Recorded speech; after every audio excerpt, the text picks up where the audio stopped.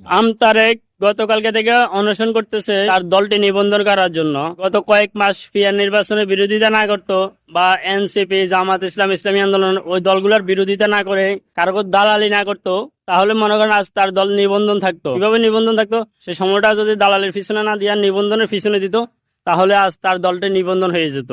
আজ অনশন করা লাগতো না। ভাই আপনি অনশনের পাশাপাশি কটা আম নিয়ে বসেন, ব্যবসাটা ভালোই হবে। নিজে বলতেছে যে তার দল এখন নিবন্ধন হবে কিনা সন্দেহ আছে, কারণ সে সময়টা এখন আর নাই, প্রত্যেকও রায় পাবে না, তাই সে অনশনের মাধ্যমে চেষ্টা করতেছে। সে যখন কোনো দলের বিরোধিতা করে তখন মনে করেন 90 ডিগ্রি অ্যাঙ্গেলে কথা বলে। এনসিপির শাপলা প্রতীক নিয়ে আমতারেক অনেক ট্রোল করছে, ট্রোলের প্রতিফল সে এখন পাইতেছে। সে এনসিপি বলতেছে আপনার সাপ্লাই এটা দেওয়া যাবে না, প্রতীক ওইটা দেওয়া যাবে না, সেটা দেওয়া যাবে না, আপনি মাথা নোয়ানো সাপ্লাই নিতে হবে, প্রতীক যদি সাপ্লাই নিতে হয়। কেন রো ভাই? আপনার নিজের দলের ঠিক নাই, নিজের বেসমেন্ট আপনি ঠিক করতে পারেন নাই, অন্যজনের বেসমেন্ট নিয়ে দৌড়াদৌড়ি করতেছেন কেন? এনসিপি তো ঠিকই তার দল নিবন্ধন করে ফেলছে। কয় মাস হয়েছে এনসিপি দলের বয়স? আর অথচ আপনার কত পুরানা দল, আজও আপনি নিবন্ধন করতে পারেন নাই। আপনি যে দালালি করছেন, দালালির ফল এখন ঠিকই পেয়ে গেলেন।